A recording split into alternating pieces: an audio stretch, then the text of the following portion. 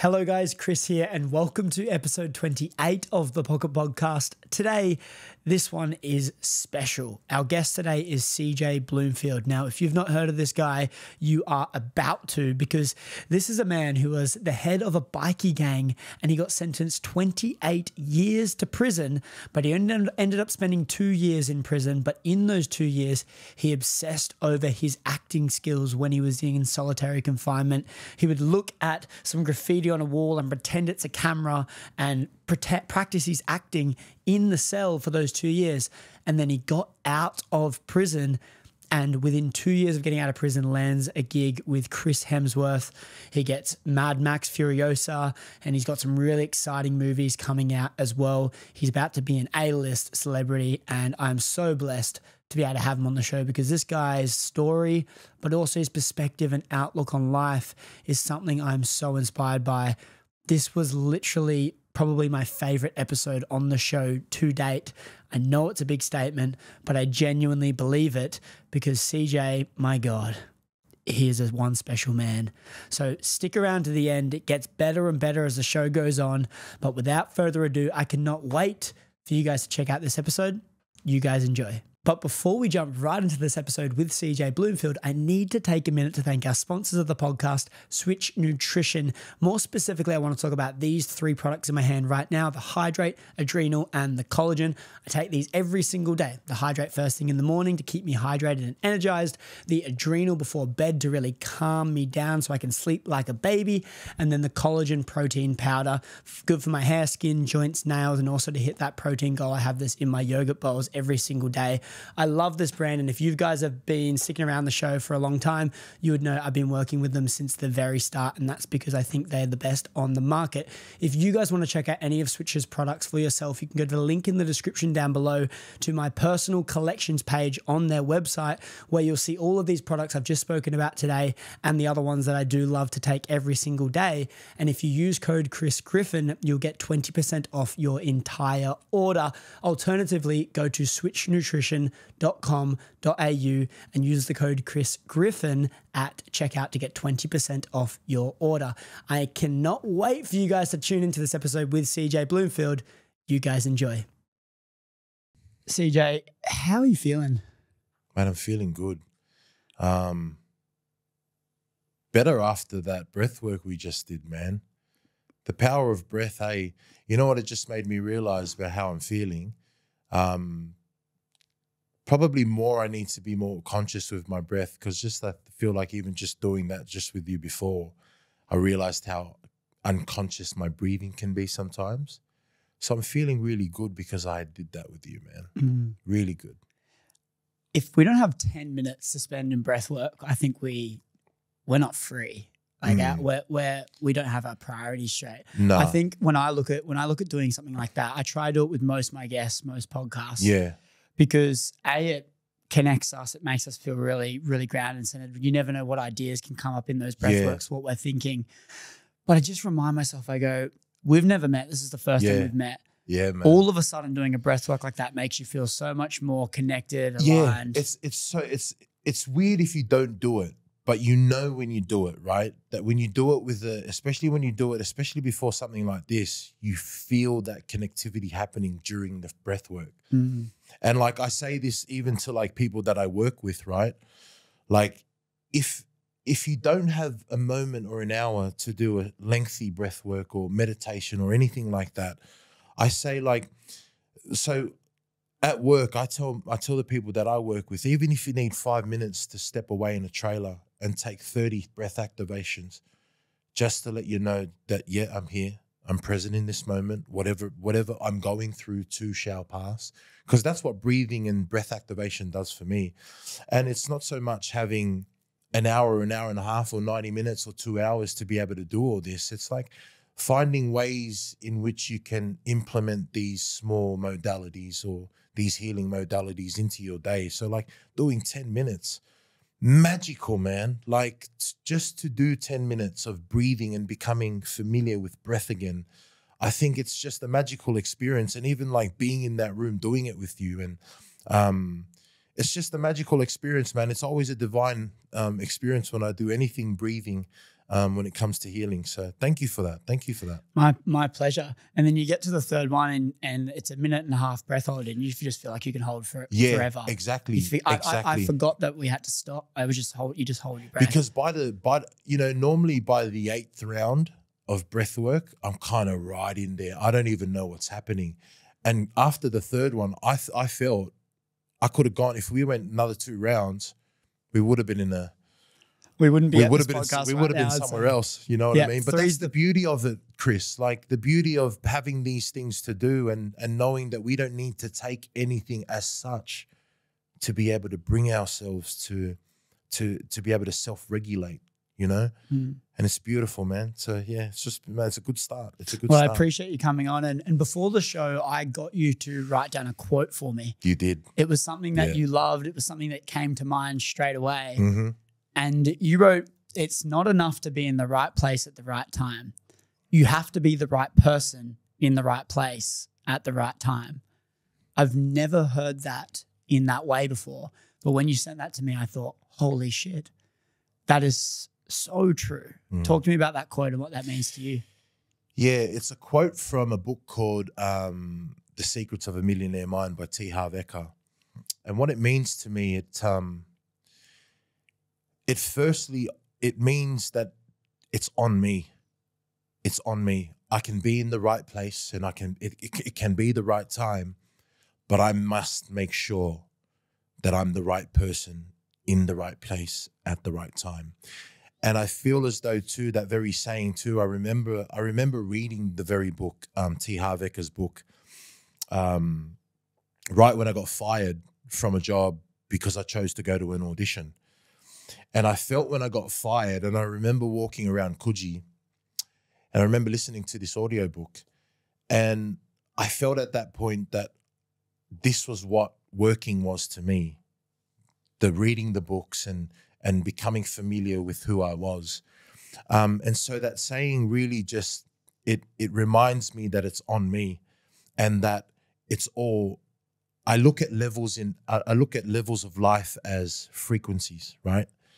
So if what I want in life is at the frequency of 11, that means I must bring myself from whatever level I am to a level of 11 so that I can be within the frequency and within the energy realm of being able to catch my blessings. So it's all good to want what we want, but at what cost of the old self and at what cost of things that didn't serve your highest purpose? What needs to go in order for me to elevate myself to the frequency in which allows me to be in the right place at the right time? So it's definitely important to be in the right place at the right time, but it's of utmost importance to always make sure that I'm the right person in the right place at the right time. And it comes back to when you say taking the ownership that it's on you. I love this. Yeah. I've spoke about this a fair bit, but that beautiful quote of, if you spend all your time chasing butterflies, they're just going to fly away. But if you build a beautiful garden, then the butterflies will come to you. Yeah. And if we build this beautiful garden, you'd think that the right place and the right time will come. Yeah. As well. You mentioned underneath that message when you said that quote was, divine time never makes a mistake. Yeah, man. Yeah. What, talk to me about that. Divine time, it stops me from doing so many things. It stops me from expecting things. It stops me from chasing things. It stops me from... It stops my ego from always trying to take the forefront in timing things and when they're supposed to happen. So being able to just, and also that's what it stops within me. But what it allows for me to just be present in whatever moment I'm in. And when I say being present, it's not being present in the sense of, you know, flowers and rainbows and the garden's so beautiful. It's not that. It's being present in whatever I'm feeling, and whatever I'm feeling in terms of whether it's anger or whether it's sadness. It's about feeling all of that in its entirety for me. And through that, just believing and knowing in divine time and the purpose of that, it also allows me to always work on myself, because when that time comes, I just always have to make sure that I'm ready to receive those blessings. So divine time for me kind of looks like this. If I have a goal, I will connect myself to the goal, but I'll completely let myself go of the journey. And that for me is one of the greatest things, and it's the thing that I've found most fun in as well as healing, is completely letting go and understanding that divine time will happen and there are no mistakes in life. Like, I'll find I'll be in spaces, even where a small part of me tries to rush things, when my ego tries to rush things. And then I'll go through it. And then after I go through it, I'll realize, oh, I needed to go through all of that to be the person that I am in this current form, to be able to take this blessing. I couldn't have taken that blessing had I been this person an hour ago or 10 minutes ago, you see? So I feel like everything happens for a reason. There are no mistakes in life. Every person, everything, and every situation I've ever been in, there's been a divine purpose for it. And it's just made me who I am today, man. And I'm so proud of who I am today. So I have to succumb to divine time, man, because divine time always smacks me in the head. Whenever I try and rush things, divine time will happen and I'll go, okay, I get it. Everything is perfect, divine, and right on time. Perfect, divine, and right on time, man. That's you exactly couldn't be right. more correct. You could not be more correct, Chris. Yeah, and when you're talking about how everything's meant to happen in life, I look at, you ask this to anyone. You go, okay, what are all the bad things that has happened in your life? And then they say them. And then you go, okay, do you wish you would have not gone through that? And they go, well, no, because it made me who I am today. So you go, okay, so you can dread and hang on to all this shit that has happened to you in the past. But the reality is, for good or for bad, it's made you who you are today. Mm-hmm. And we can't focus on the things that we shouldn't focus on the things that we can't control. Yeah, you know what? You know what I've been able to build from that too, Chris, is just like, if you always kind of take a hindsight view on your own life in certain moments, you'll slowly realize that with every breakdown you've ever had in your life, there's been a breakthrough that comes almost immediately after. So then I start to think then, and this is all growth, right? It's all being aware of self, is that if that's my pattern, then why do I double handle it when I'm going through it? Why not just go through it? Why not just feel everything? If I need to feel sadness, feel that sadness in its entirety. And the reason I say in its entirety, because if, say, something happens to me on a Tuesday last week, and it's a pivotal moment in my life, right? If I'm not feeling all of it, however long it takes me to feel it, right? If I'm not feeling all of it, then 5 years down the track and 10 years down the track, that very thing will come back. And the reason why you're not aware of it at that point is because as a human being, we're accumulating so many things in our lives, whether we like to be aware of it or not. We're accumulating memories and traumas and things and situations that are pivotal to our minds that we go back to. And whether we like it or not, we're building a pattern on how we carry ourselves from that. So I feel just being aware enough to be able to catch who you are in those moments and be able to grow from them, I think it's very important. And just being able to take up space in realizing that's the case, you know? And leaning into that. Yeah. Just lean in. That's been my motto recently. Just lean in. Whatever you're feeling, just lean in. Yeah. And what Jocko Willink says is he goes, good. Good. Yeah. Good. Yeah. With everything in life. It's like fucking good. Yep. Like, it's happened to you for a reason. It's going to shape you into who you're going to become. Yeah. Accept it and lean in. And you know what? Because if you don't lean in, right, This is what happens. If you don't lean in and you don't take the teaching or the lesson that is being presented to you in this lifetime, you'll go around and you'll be presented the same teaching again. So instead of just doing your head in, going back and forth, trying to learn the same, and I look, and to use an example of relationships, right? Relationships, I've heard this before with my friends, is that, man, I keep meeting the same people. It's the same people. It's the same people because there's a lesson that's being trying to taught. There's a lesson in which you are trying to be exposed to here. And unless you learn that lesson, it'll be a merry-go-round of you winding up at the same spot again and again and again and again until you stop, take a breath, and try and then see what that is and attempt to transmute that. And take ownership of that thing. Man. Because as soon as you blame and you're the victim, it's like, oh, it's their fault. And then you find someone else and go, I keep attracting these people that are not it. Yeah. It's you. Yep. And a lot of the reasons I was the way I was in my earlier years was because I was blaming.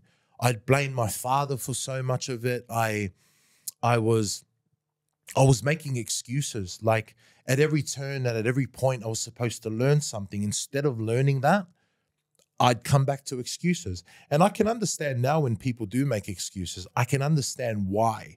And I'm like, because it's easier in that moment to make the excuse and to go back to blaming this person and that situation and the fact that I didn't have this when I was growing up. And the reason it's easier, and I've said this before too, that what happens when you're at a crossroads, right? And you're faced with making a really tough decision. What happens in that moment is everything that you've become comfortable with and everything your body's used to in that moment is trying to hold you back from that change because because you've been so accustomed to moving the way you move, your body likes how it wakes up in the morning. It likes where you go to get coffee. It likes how you walk and which gym you go to. So when you go to change, it's not so much the fact that you don't actually want to change. It's just your body going, no, don't do that. Don't do that because we don't know what's going to happen tomorrow if you choose to make this decision. So what you said before, just about diving in and leaning in, because, man, diving into the unknown for me has been one of the greatest things that I've ever done. Like, I find a new lease on life with everything I do. And I always reflect too in those moments because I always do a lot of reflecting because I always think like, had I not made the decision to change my life, I wouldn't be able to experience all these new things, you know? And that alone should make someone want to change, you know, to experience new things because we only get a finite amount of time on this earth, you know?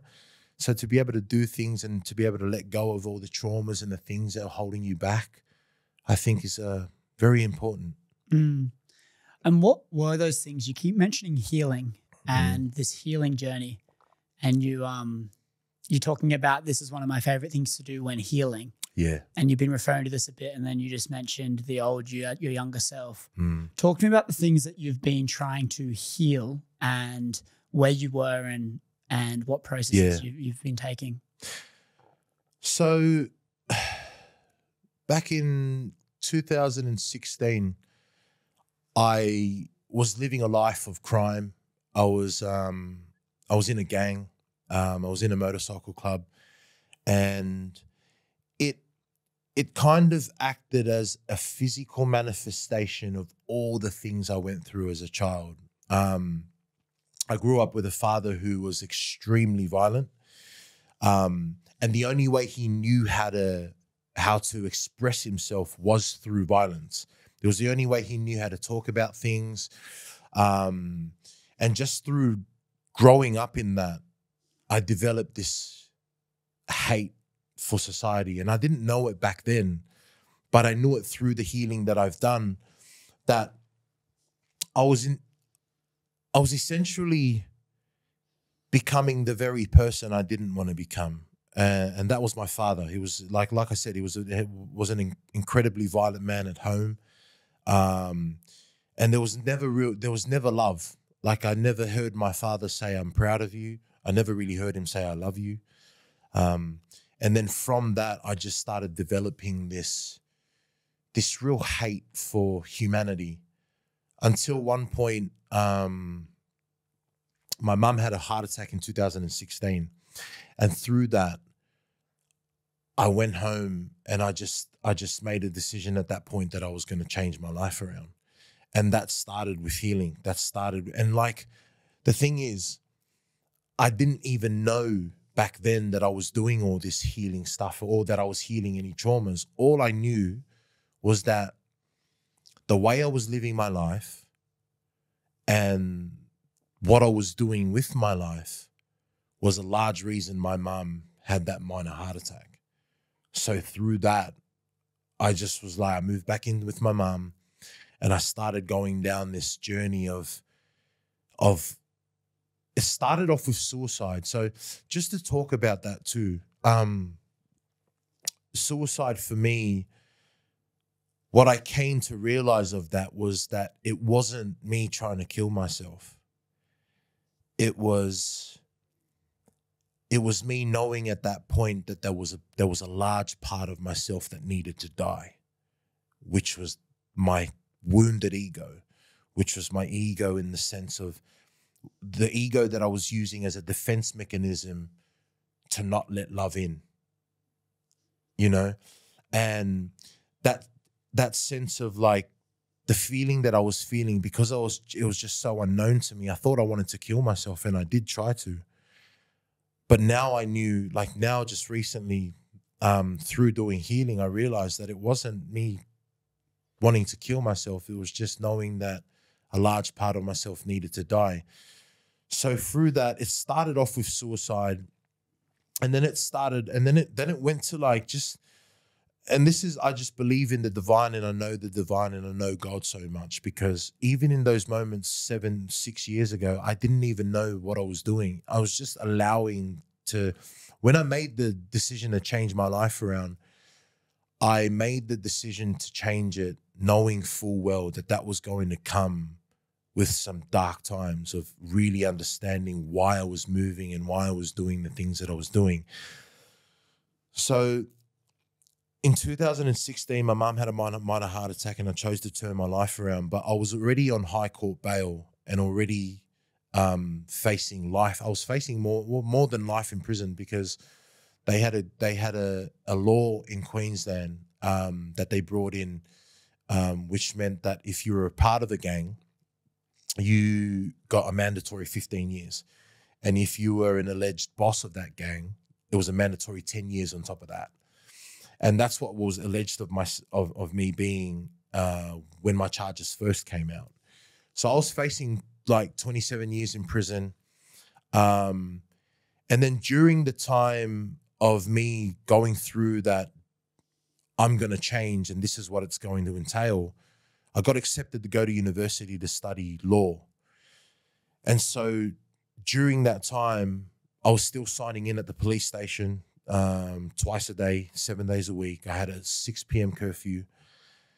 And just through doing all that, through my mum having a heart attack, and through me understanding that I was the person that was largely not at fault now. I don't like to say at fault, but it was largely my responsibility as to why she was having those heart attacks and those heart problems. So then my court case, my sentencing was supposed to be in August of 2016 or 2017, but they adjourned it to New Year's, just after New Year's 2018. And during that period of me being at university, I also found my calling of acting. So I also look back now and I think if I had gone to prison at any stage during the time before I found acting, I probably would have gone in there and I probably would have kept doing the things that I was doing. But I had found acting. I had been able to find that calling and been able to kind of focus all my energy on that wanting to happen for myself, to the point where I just took it into prison. And I then spent the time that I spent in prison really just letting all the things that I'd learned through the time beforehand, to let that all land within myself and to find some kind of peace with that.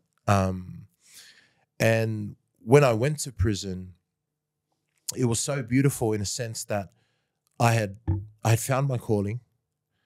I had found a lot of sort of mentors that I wanted to look to, like Dr. Joe Dispenza for me has been massive in my life.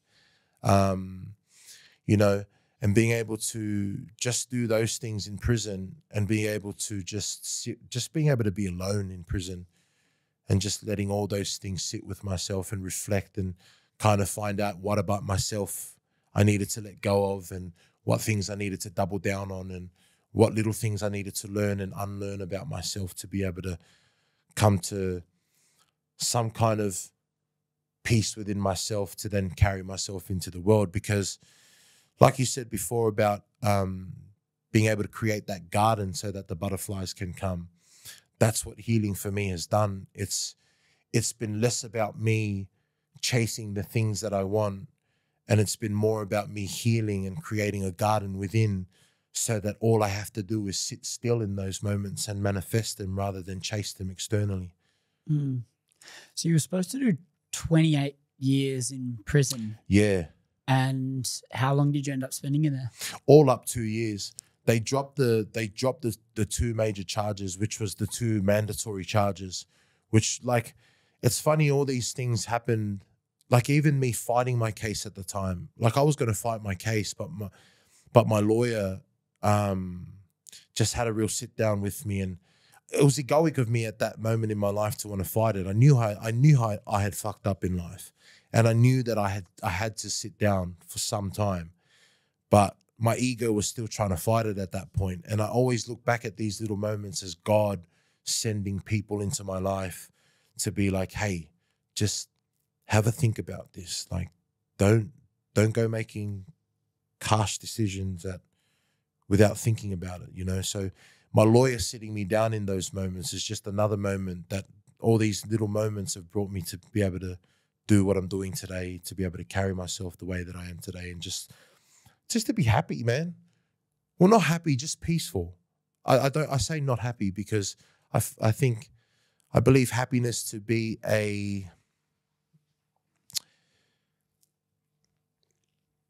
it's too flimsy of a feeling to attach yourself to. I feel like with no sad, there's no happy. Exactly. That, like, I feel just being able to approach things in your life with a level of peace, I think that's the aim. Because not trying to make bad shit happen. The only reason you know the good is because you know how bad the bad is. And that's why leaning into the bad's important. Yeah. So you mentioned before you went into jail and before you discovered acting, you hated society. You kind of hated the world. What do you mean by that? Projection is a reflection, right? And I was projecting hate outwardly because I really hated myself. And the reason I hated myself was because of what I had been led to believe by my father, by people around me, by the way I was brought up. My father was, I saw there was a lot of hate within my father, and now getting to know him just of recent years, just being able to see how he grew up and having a level of understanding of how that happened was because he grew up with violence at home. And so the only love that he knew was the love that he showed, which was, if you don't listen to what I say, that comes with a 2x4 plank of wood, a vacuum pole, that comes with being sat in a room while you have the room gassed out and your father pretend to light the room on fire because you didn't wash the dishes.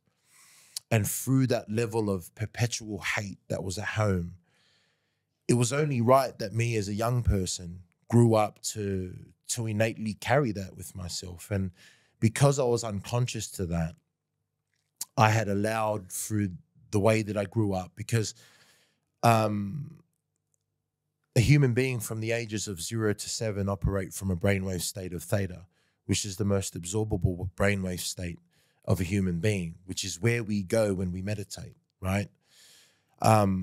And through those years, you're taking on what you're seeing, what you're listening to, how you see your parents deal with things, how my parents were dealing with the stress in their lives, money issues in their lives, how my dad sorted dramas out, and he more or less sorted that out with violence. And it was just this perpetual state of fear that I was operating from. And through that, ultimately became the person that I never wanted to become, because I remember saying during those times, I'm never going to be like my father. And I'm never going to be like my father. And I became that very person, you know. I became that person who was violent, who you couldn't approach, who you couldn't talk to, who never gave it a chance, who never gave anyone a chance to get to know me to a point that to where I could sit down and have them tell me that they loved me. Because I don't even till now, I don't think I've ever heard my dad say that he loves me, you know. But through healing, I've been able to understand that that's not going to hold me back. Like the fact that my father didn't say he loved me when I was a kid, that's not going to hold me back. Instead, I'm going to use that to try and build this thing about myself where I want to leave every situation that I'm in and leave that person feeling like the world's a better place having had me in their world than having me not in the world. Mm. I'm really curious to know, because of all of the shit that you've been through and the upbringing, you're in a state of healing now, and you're really doing all these things to benefit yourself. I even noticed you did like the Vipassana retreat, and you did things of that nature. But I really want to ask you a bit of a question about when you reflect on your life. Do you live in any regret? Do you have any regret for any of the bad things that maybe decisions that you've done in your life or things in your life? Do you have any regret? No, I don't. I used to have a lot of regret. And the reason the regret was there was because I didn't like the person that I was in that current state where I was feeling that regret. And what I mean by that is I can only explain how it is now for me. And how it is now for me is I'm proud of what I'm doing, and I'm proud of who I am. And because of that, I'm proud of what I've been through, and I'm proud of the journey that I've had to walk to be able to be this person. Grateful. You know, absolutely, incredibly, eternally grateful. You know, because had I not walked through those moments, had I not seen my father act the way he acted, and had I not found the healing to be able to reflect on those moments from a conscious place, then I wouldn't be this person I am today, expecting my first child, you know, in 8 weeks. And being able to know that that's what I went through as a child, and what I've been able to find about myself in my 6 years or 7 years of being this new version of myself, then I can take that on to hopefully give back to my daughter, because she's my best friend and she's the best thing that's ever happened to me. So being able to heal has been the most important thing to me, because I didn't know I was going to have a daughter, you know, but being able to just let go enough to be a part of your journey the way you're innately supposed to be a part of your journey, and to be able to go through those things, and to be able to catch what you need to catch, and to be able to decipher between what's for you and what's not for you. And then grow from that, because I just feel through regret, you kind of take yourself deeper into the hole. You know, it's very low vibrational to regret. And if I was still the violent person, and if I was still the person who was doing the things that I used to do, I probably would regret the things that I used to do because I'm still doing them. And I know that they're not good. Like, I knew at some point I was going to get to the point where I realized that I was only projecting hate onto everyone else because I hated myself and I hated what I had been through, and I was making excuses for what I had been through. I was blaming my father. I was blaming ex-girlfriends. I was blaming the fact that no one gave me attention because I was fat when I was a kid. All those things developed into me essentially hating the world. But then through healing, I realized that I wasn't actually hating the world. I was hating the mirror that I was looking at, which was myself. I think this concept, I hope it doesn't brush over people's heads, because I've just learned something new here, and a realization that I think is extremely profound. If you have regret, that's because you hate yourself. Yeah, man. You are not happy with the garden you've built. And if you are happy with where you are and you can look at yourself in the mirror and be proud of who looks back, there can't be regret. You can't, man. Because you're grateful for everything that's happened, because it shaped you into the person that looks back at you in the mirror in which you are proud of. Bro. Wow. It's so true, man. It was profound in the moment when I realized it myself, because I don't think I could have grown the amount or the level in which I've grown had I not seen that and realized that, yo, regretting is just me beating myself up and continuously beating myself up about it. Being the victim. Whereas, like, what can I regret? Like, if I'm happy with who I am today, and if I'm at peace with who I am today, where's the regret? Just like, if you look at it from a hindsight point of view, if you take an outside, if you stand outside and look at it, and you look at yourself, and you be able to pick from things about yourself that you might be happy with or you might not, but if you're truly at peace, I don't think there's any room for regret. I feel like 90% of the questions we don't know how to answer are answered by working on yourself and leveling up you. Oh, I could not agree more. I could not agree more. This whole thing here is, okay, something's going wrong in your life, look within. Because as soon as you don't, you are stripping away all your opportunity to learn and grow. Yeah. And I think sometimes too, Chris, I think sometimes as well as human beings, we kind of externally outsource too quick. We're too quick to jump on that. We're too quick to pull that trigger. Do you know what I mean? Like, if we just stop for a day, for a week, for a couple of weeks, and mindfully do that. If you have the intention for when you sit down, and if you want to listen to an issue you might be feeling into, I think sometimes as human beings, we don't trust our innate beauty in what we can do as human beings. I don't think we trust that enough. I think sometimes we go to outsourcing way too quick. Like, I should go see this person, or I should go do this, or I should go do that. It's like, I think if we just sit with things for a little while, the answers just come flooding like that if you allow for them to happen. And then you'll just realize you'll have a good motion and a good system going with it, that whenever you go through something, okay, what do I do? Okay, I go here.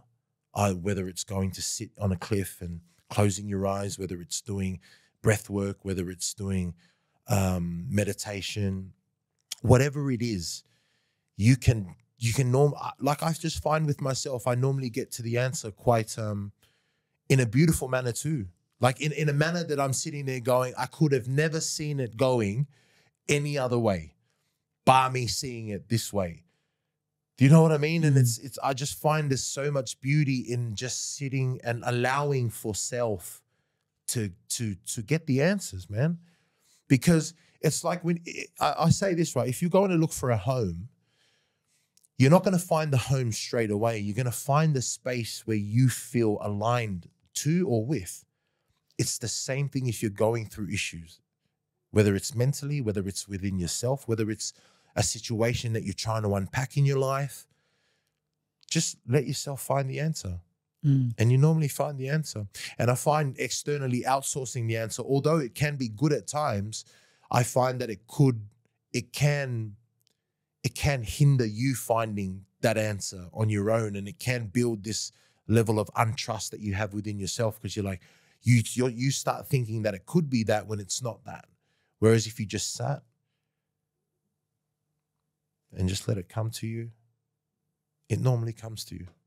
But also you need to be looking for the thing that you actually want. Most people are looking for silver while trying to find gold. Yeah. And I think you focus on the things that, if you focus on something, you will find it. And I think too many people are in a room and they're looking at all the orange things and they're saying, why can I not find purple? And so I think that's really important too. What's the saying? Something goes where energy flows. I know the one you're talking about. But you're so right in that. And that's why being able to let go of all the shit that doesn't serve you and your highest purpose, I think being able to let go of all that can allow you to be conscious and catch these things, right? Because if you're not being conscious in your moments and being conscious in the spaces that you're in, you won't be able to catch these lessons that you're supposed to catch in your life. And that's why you will just keep coming back, like I said before, coming back to the same thing until such time you catch those lessons. 100%. And I want to go back to when you said you started healing. This stuck with me and I can't get it off my mind. Yeah. You mentioned the first step to healing was suicide. Yeah. Now, I was like, what did you just say? Yeah, let's unpack that. Can we unpack that a little bit more? We can. The first step to healing, the reason why the suicide came was because the first step to healing was me acknowledging that the reason I was at that point in my life was because I put myself there, right? And then from that realization, all these things start happening. Like the realization of, wait, so you're telling me the way that I've been for however long, I've been wrong? Then what happens from that is the suicidal thoughts. Have I been kidding myself for the past 27 years or 26 years? And then because that happened, and because I made the choice that enough was enough, I was done making the excuses. I was done blaming my father. I was done blaming my teachers, and I was done blaming everyone that didn't have time for me. And I was done blaming the reasons I didn't make sporting teams when I was a kid. At that point, I was done. And from really making that decision, from really saying, you know what, enough is enough.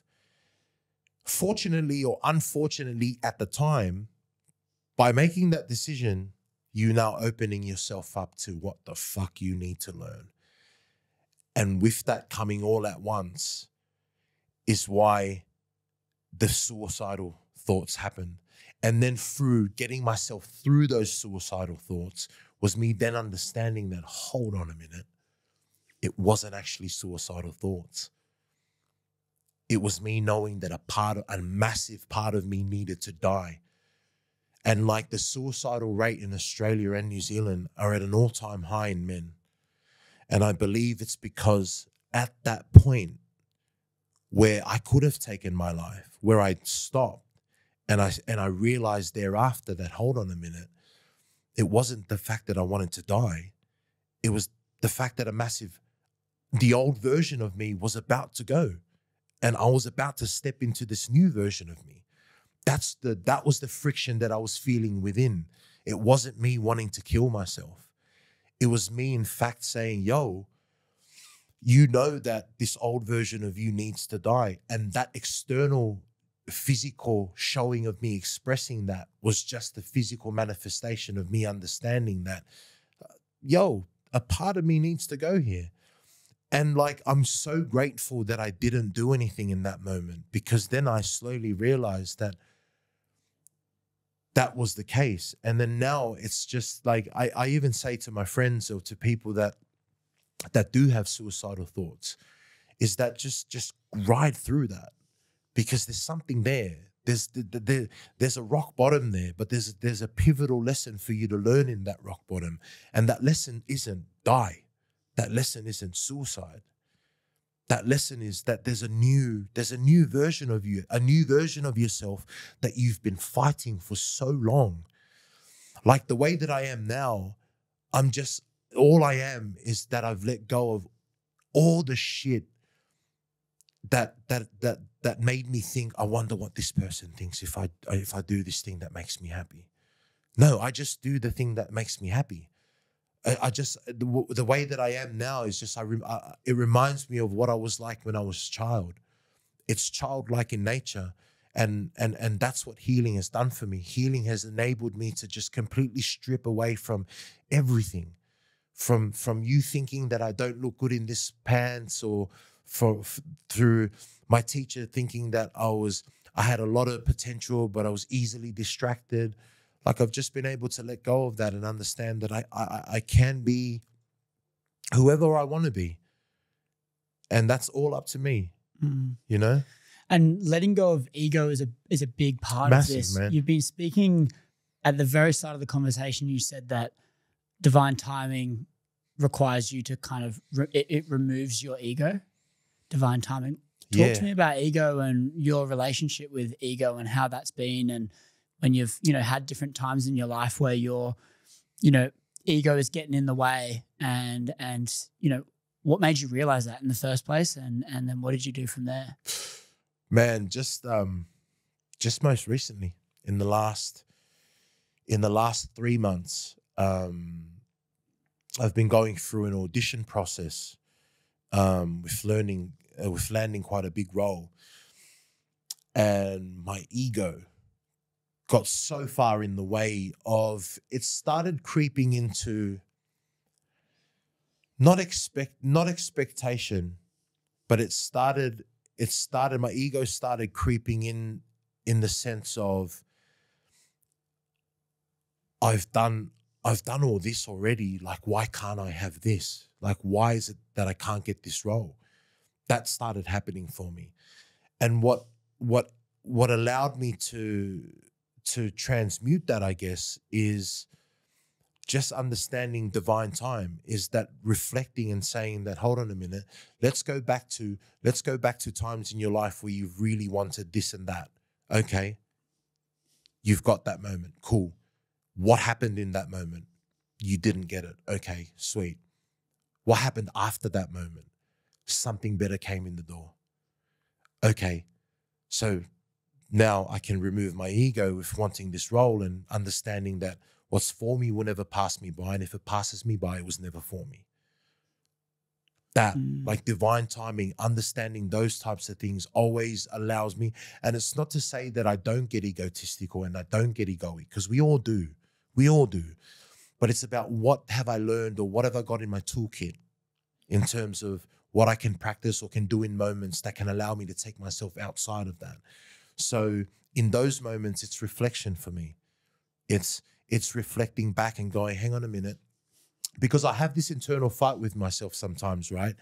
That am I just being comfortable with what I'm allowing, or should I be more proactive about things? Because then I kind of have this inner conflict with myself where I'm like, am I allowing for divine timing, or is this just me working because my intention is for these things to happen? So I'm putting the requisite effort in to attaining these things. So it's about the energy with divine timing, and then understanding that everything happens for a reason. So that removes my ego through ever wanting I want this thing to happen right now, and if it doesn't happen, fuck. And then where does that take you? That's where I ask myself that question. From there, where to now? And I just often reflect, where Where in my past have I wanted something to happen? Then I've gone, you know what? I'm going to act on it not happening in divine time. I'm going to go make it happen. And I normally kick myself in the ass when I've done that. So just like being able to reflect in those moments and being able to go, okay, cool. What's this? Okay, this too shall pass as well, right? And then I'm like, okay. Because for me, I know me. And I do, like, I have the tendency to do some stupid shit sometimes. So because of that, because I know that of thyself, I know I have to do all these things and sit still with self in moments and learn things about myself that I need to, because if no one's going to be there to be able to stop me in moments of, hey, what's going on here? Should I be doing this or not? If no one's there to do that for me, I need to be there to do that for myself. And I find always doing things to strengthen my self-awareness and to strengthen my willpower can always enable, and it also gives the sign the direction to give him more blessings because he's ready for it, you know? Do you think that having an ego gives off a bit of a disgusting smell? It does. In the sense that when you want something so much, you give off this desperate vibe where I should be getting this rada. Entitlement. And you're kind of pushing it away from an energetic standpoint. Okay, from an energetic standpoint, I see everything in energy, right? As energy. I've always said this about to myself, that the moment I get outside of trying, that's when something's gone wrong. If I'm trying to do something, right, it means I'm not doing it. I'm not being in the moment. So, and I look at it as flow state is like a vortex, right? It's a vortex. And flow state is me being in flow state and allows me to gracefully guide through that flow state. The moment I try, it takes me into scratching the walls, and it comes with an energy of like that. That's what I feel like trying is. Whereas if you're allowing comes with you trusting in your whole ability as a human being and just flowing through that to be able to get the blessings. Because I find the more that I try, the more I'm pushing myself away from what I'm attracting. Because you don't try to attract what you attract. Like, energy is energy. And if I'm projecting a certain frequency, it's only right that I attract the same frequency without even trying. And I study Michael Jordan and Kobe Bryant a lot, and their trainer throughout their entire career, Tim Grover. He's a man who said that the reason he trained Michael Jordan and Kobe Bryant to the extent that he trained them was because you want to train as hard as you train during those training sessions to take you outside of thinking about doing it in the moment. Because if you're thinking about doing it in the moment, you're not doing it. And it's like with my job, and it's like with life. I always find myself, if I'm trying to do something, it's because either my ego's in the way and I think that it should happen quicker. And that was one of the biggest things I've learned from doing the 10-day Vipassana meditation retreat, was every misery that I've ever felt in my life, every single misery that I have ever felt in my life stemmed from me believing that I should have been in a different moment to the moment that I was in, or I should have had something different to what I had in that moment. Do you like, yeah. Because that's a mic drop right there. Because if I'm sitting here, right, so that people can understand and listeners can understand, if I'm sitting, let's say I'm sitting at an appointment, right, and I'm sitting at an appointment, and the initial appointment was set for 1 o'clock, but now I'm sitting there at 1:45. But now, because I'm pissed off that I wasn't sitting there at 1 o'clock, I'm now sitting in the same moment of being pissed off. But still, it's 45 minutes later. Do you see where I'm coming from? So it's like, That like being you're sitting at 1:45 in the office at the doctor's appointment.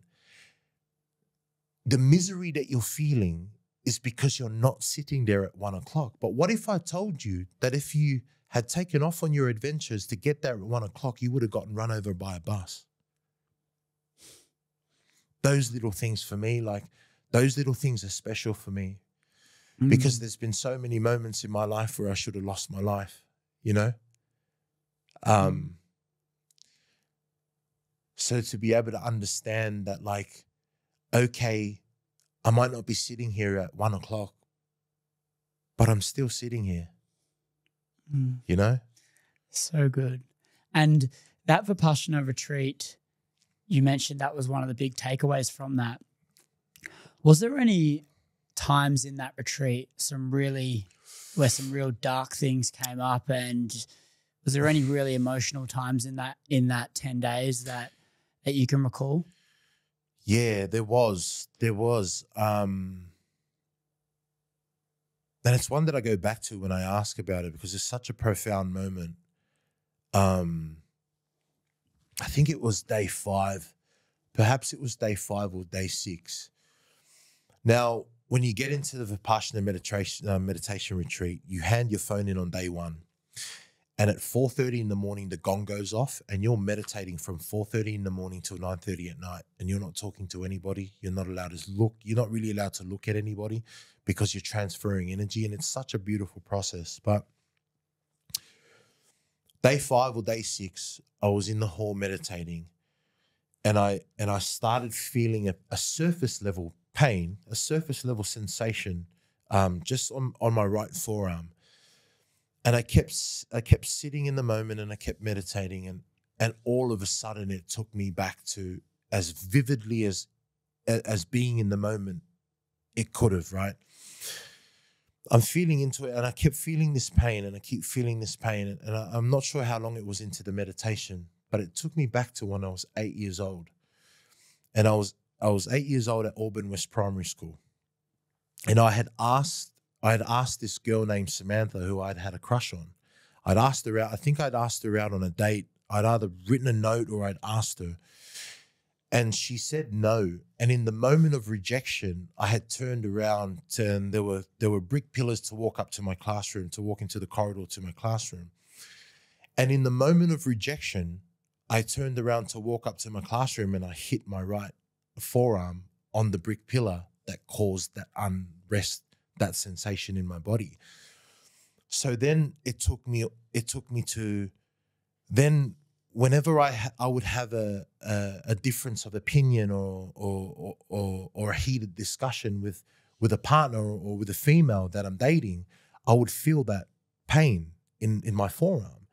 And it was in the moment of rejection, I would feel that corresponding pain physically to when I was 8 years old, getting rejected by Samantha, turning around to walk away and getting hit on and it made me realize that there's a lot of trauma in which we carry in our bodies and in the way that we feel, like maybe a sore knee. And sometimes we may think that it's a medical issue, and sometimes it won't be a medical issue. That there's a trauma related to it, or there's something that it's connected to. And for me, it was just realizing that, wait, so every time I had a difference with a woman or like a conflicting discussion, I would feel that pain. And it wasn't the fact that my forearm was sore from training that week. It was because of a trauma that I had back when I got rejected when I was 8 years old that I unknowingly was carrying.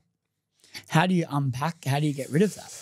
Man, I think acknowledging it is the first thing. I think acknowledging it that, this is present and there is a chance that this can come back, right? And then it's about being self-aware about yourself enough to know that, is this that or is this not that? And that's, again, comes down to, and it's not to say that ego is a bad thing too, there's not, and like what you said before, that there is an air of disgustingness to ego. And I think it's because it's ego that you normally see is ego from people that it doesn't serve their highest purpose. It's normally kind of bravado in nature. And but I think ego serves you. It does. if you know how to use it, and like if you know how to do it, to express that ego well, then it works. Yeah. And I want to go to a bit more further into your journey. When you said you wanted to become an actor, you went into jail, and you were in the cell practicing and making sure you were ready to go. I want to fast forward a little bit further. You're out of jail and you go, okay, I want to get into this. Yep. When was the moment where you landed your first big job? Yep. And what was the feelings going on in those moments? Oh man. The first role, so I did a lot of my studying to become an actor whilst I was in prison. And a lot of the stuff that I've done in terms of learning about myself and healing from the traumas in which I've experienced as a child, a lot of that taught me how to I guess, be an actor, because that's essentially what it is. And I found a lot of healing in acting, because what we're essentially doing as artists is that we're unpacking this character and essentially getting to know the best parts of this character, no matter what that character's done. So yeah, I learned about acting, a lot of it whilst I was in prison. I got out 2019, and it was 2022. I got a call that I'd landed Furiosa, a Mad Max saga, my first ever movie. And like, I had never been on a movie set before that. And it was and it still is now, like, the biggest film production in Australia's history. So to land that and to be able to work with the people that I worked with, like, just even in the moment too, just getting the phone call. And I remember where I was a plumber's laborer. So I was working, I was digging a trench, and I got a call from my agent telling me that the director of Mad Max, George Miller, Dr. George Miller, wanted to Zoom call me. And that entire phone call, I was just in tears. Just because I knew how hard I had worked to be able to put myself in that moment. Like,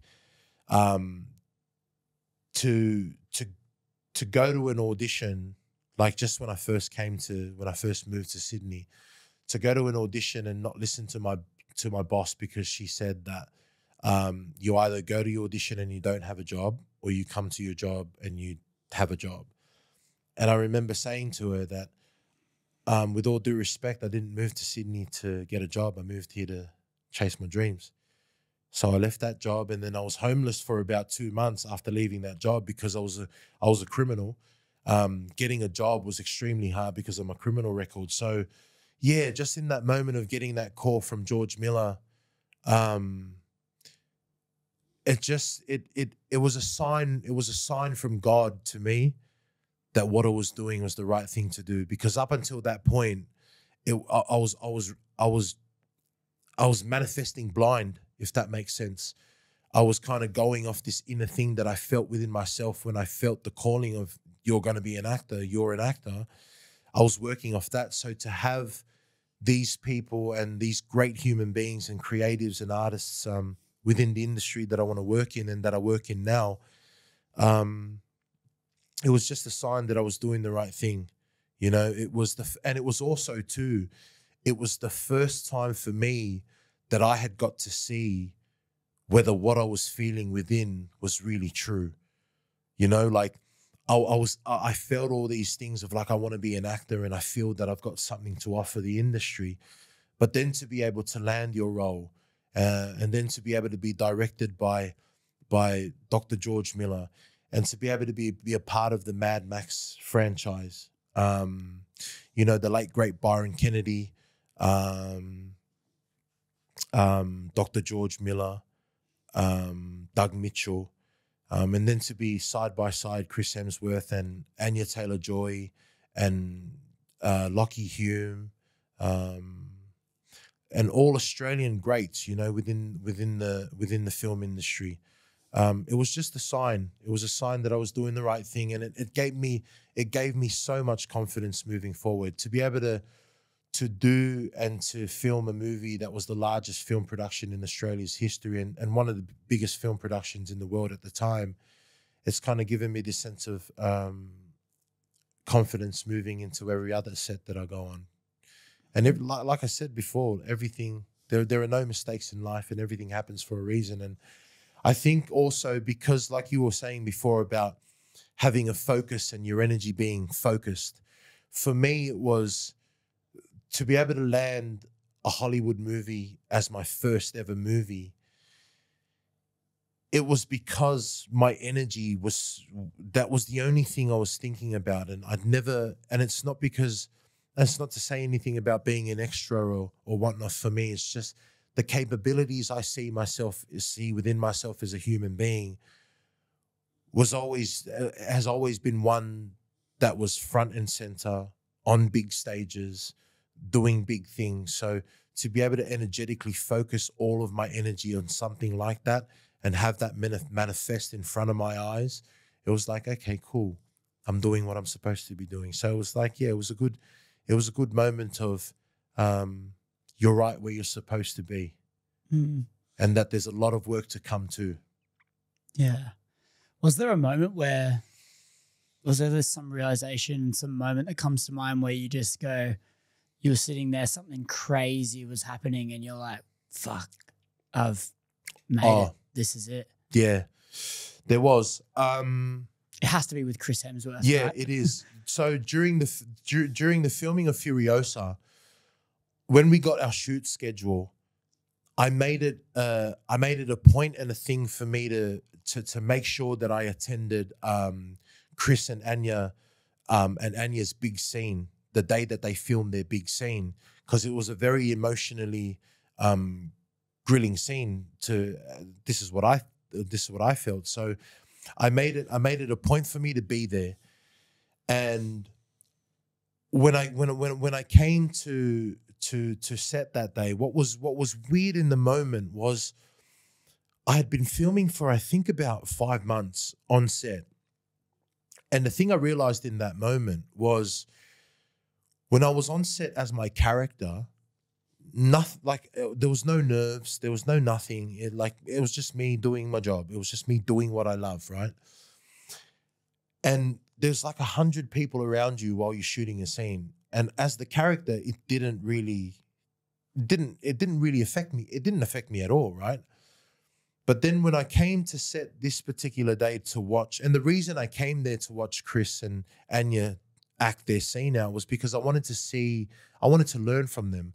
I wanted to see what they did in between the takes, how they got themselves there, what they did to keep themselves in a moment when they changed cameras. But the biggest thing that I realized, just even about self, was that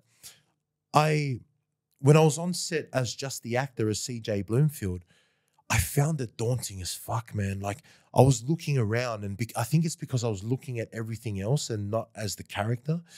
But because when I was watching, and I was watching the playback, and I was like, even to myself, I was like, how do you even do that? Like, how do you do acting? And it was weird. It was big in the moment for me, because I realized that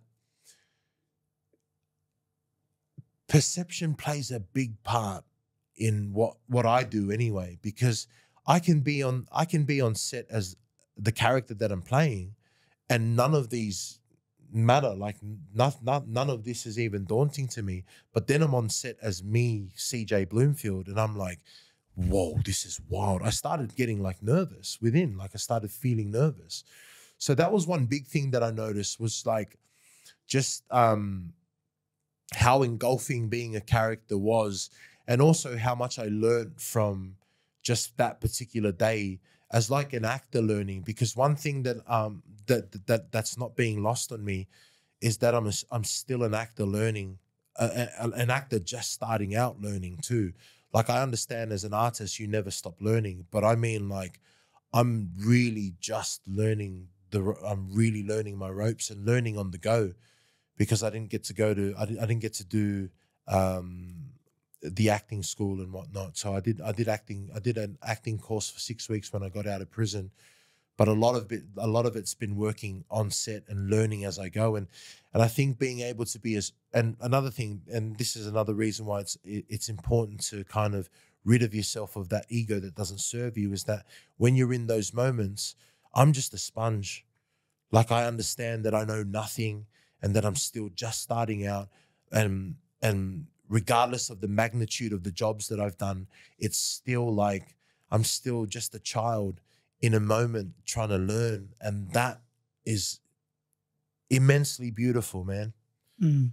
And outside of the set, is there any moments in your life where, from all this change in career and life as a whole, is there any moments where you've sat back, you maybe, if you've hung out with Chris or with family or whatever it may look like, where you've sat back and gone, holy fuck, this is extremely different, and you've had some realizations where you're like, my life will never be the same anymore?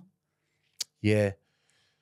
I get it when I'm around my family, like when I'm around my siblings especially, because I left at quite an early age with my siblings. And the reason that happened was, one, because I left to go to school, which was a sporting school, but then also because I chose to live the gang life. And with that came with me not wanting my family to be caught in the crossfire. But then that also meant that I missed out a lot on the years of like getting to know your tribe. And just in the most recent years of me, just like my sisters had just moved down the road. I was living with my sisters for a period of 3 or 4 years. And just being able to be around my mother at times now, like we'll have everyone in the house at some points, and I'll often just take a step back and just be like that. It shouldn't be like this, but because I fought for peace, and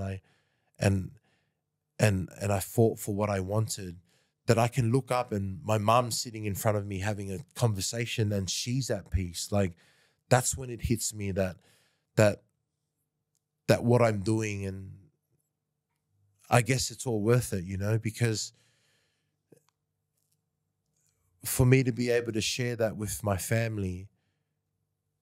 And it's funny, but just even saying this, like I tried to kind of push them away when I was younger, and now it's becoming evident that we were always supposed to be kind of close, and being able to understand that, like, back in the days, it was just me coming in with like presents that I bought with like a large amount of cash, and it was never me spending time with them. It was me to drop and go because something might have happened, or they weren't allowed to come out shopping with me because something might have happened. So to be able to spend time with them and to be able to get to know my siblings on a deeper level, I think that's quite cool. And in those moments, I'm always like, I take a step back and I say to myself, like, if I didn't do all this, there'd be no way that I'd be able to share these kinds of moments, And even just expecting my first daughter, my first child, like knowing that God would never have blessed me with such a beautiful partner. Like my partner, the way that she's carried herself through this pregnancy and the way that we're doing this for the first time together. And I know for a fact, even just saying that live with you now, that alone is a moment for me to sit back and go, like, I know for a fact if I was doing the shit that I used to do, there'd be no way that there'd be enough within the capacity of me as a being to be able to carry these moments, and to be able to experience the life experiences in which I am experiencing now has come from a large level of unpacking. And like I say to myself a lot is, unpacking my container, because we only have one container, and the more we fill that up to the point we can't unpack that, it can pop, you know? So being able to heal and unpack all those types of things that I've been through in my life, to be able to welcome new blessings in and to be able to have space for new blessings. Yeah, man. True connection with loved ones and the people that matter. Yeah. You mentioned just before they couldn't come out shopping with you because something might happen. They couldn't do this because something might happen. You were constantly on the pulse, not to look over your shoulder. Being in that gang life as a younger person and bringing that into your life now, is there anything with that life that you're stuck with forever? Is there anything that's still in your life now because of your past that won't be able to change? I'm going to say I don't know. And the reason I'm saying I don't know is because sometimes I'm like if I see something happen and the protective side of me takes forefront, I'm like, is that just because that's who I am as a warrior? Or is that because I've been arrested and have had my door beaten down? Like, there's a lot of things where I kind of test that gauge for myself. And one of them is, if I get scared, like if I get jolty like that, that'll mean that there's something within myself that I've got to heal. If someone does that sort of shit behind me and I'm kind of graceful with it, then I'm like, oh yeah, I'm in a good place. But I don't know. I think I don't know. Like, do you feel like you have enemies? No. Not enemies in a sense, but that's the only time I do have that. If I ever get protective of, let's say, like my sibling or a friend of mine, if I ever get protective in that nature, I'm like, is that just because I'm protective as a being, or is that like an old trait of me, just like at the drop of a hat, am I just ready to go? Do you know what I mean? So yeah, that's an interesting question, Chris. Let me think about that.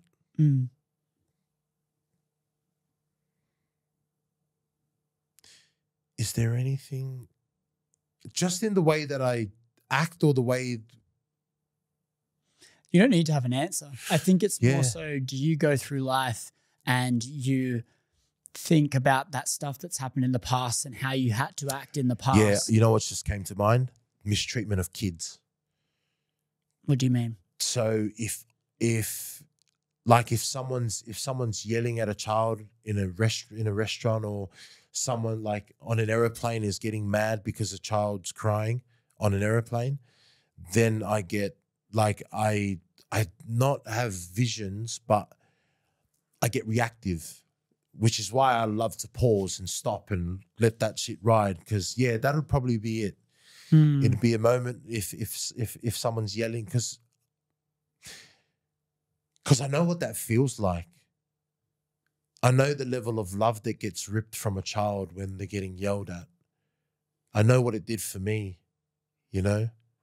And I think that's probably something that I still need to heal from, is being able to understand that people are just going through their lives and people are living within the means of what they believe love to be. But yeah, that would definitely be one. It's funny you say that. In that moment, that just came to me. And I could talk to you for hours and hours.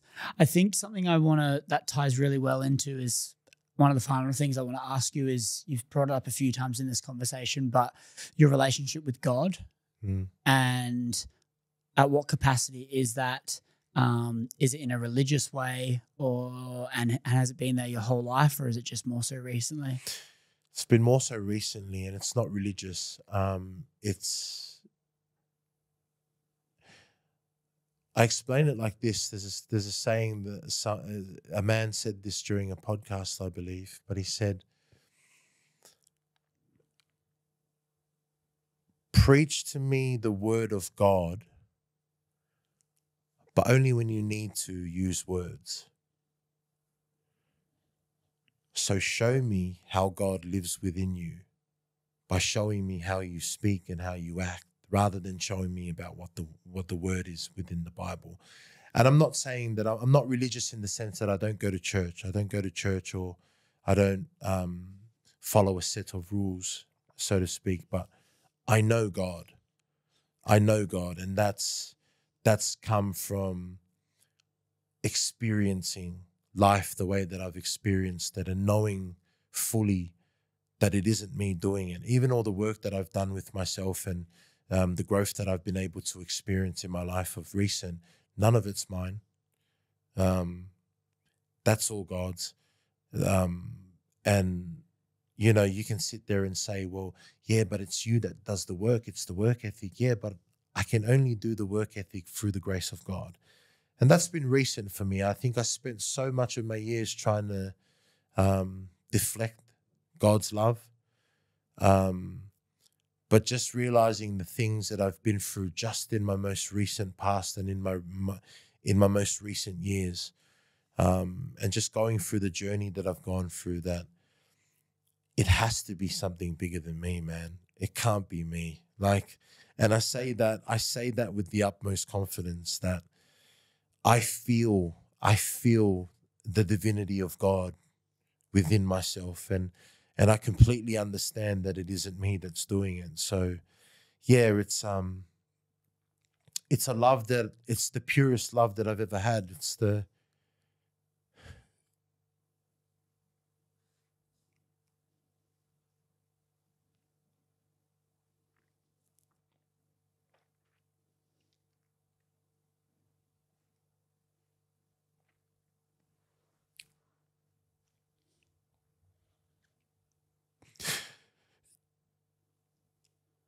the purest love I've ever had, man.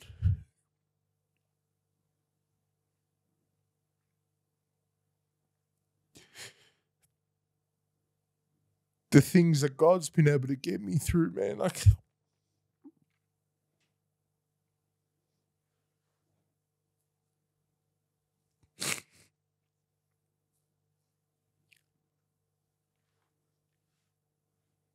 he's my best friend, man.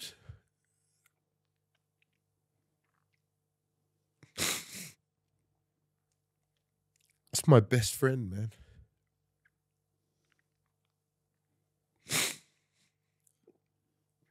Yeah, thank you for that, man. I needed that. Mm. He's been there. He's been there the whole time, man. And you know what? In just a moment, you saying that, he's been there through everything, you know? He's been there through the rock bottom. He's been there through the rise. Everything I have because of God.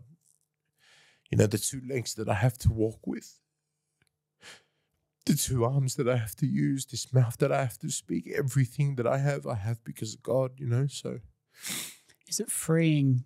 It's liberating. It's a freeing kind of love. Yeah, it's liberating, man. Like, yeah, I've never known a love like it, you know? It's the most liberating thing to be able to give something, to be able to give it all to God, you know? To be able to give all your struggles to God, to be able to give all your wins to God. And that alone, just in what I was saying before about ego, it completely removes that bad part of your ego, just giving it to God, because it's understanding that you don't own none of it. The way I look, the way I talk, the way I walk, yeah, it's all God, man. It's got nothing to do with me. Does it allow you to love more freely to other people as well? Yeah. And you feel like your relationship with God has allowed you to remove that past self of you not being able to love like your dad never did? Yeah, man. Yeah, it's just through having that love, and through feeling that love, it's given me a tremendous amount of empathy as to why my father was the way that he was, you know? He was only operating from a place that he knew love to be. And I know my father because I know me. And I know that if my father knew better, I know damn well he would have done better.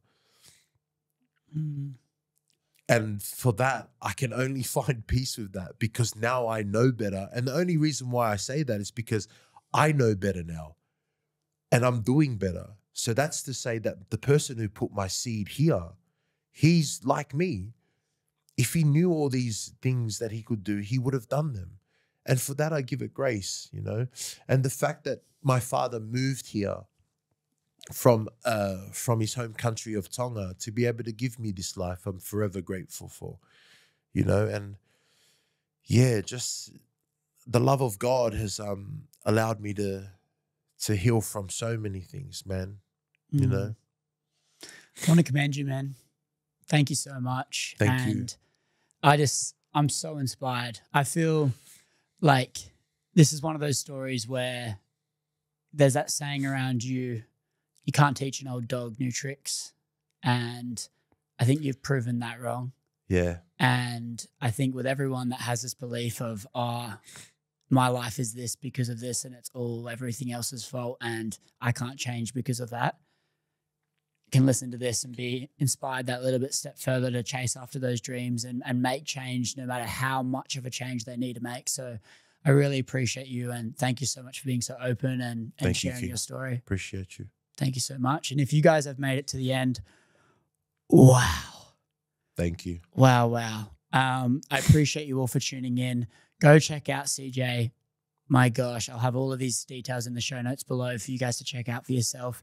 If you've made it this far and you enjoyed this show, if you can leave a review on Spotify or Apple or subscribe on YouTube, it helps the show grow, helps us keep getting amazing people like CJ on, and hopefully we can get him on again. I feel like we only scratched the surface. And I'm keen to run this back and do a round 2. So without further ado, we are signing out for this week. Once again, thank you so much, CJ. I appreciate you, man. A lot of love. Thank you. Thank you, and Chris. I'll see you guys next week.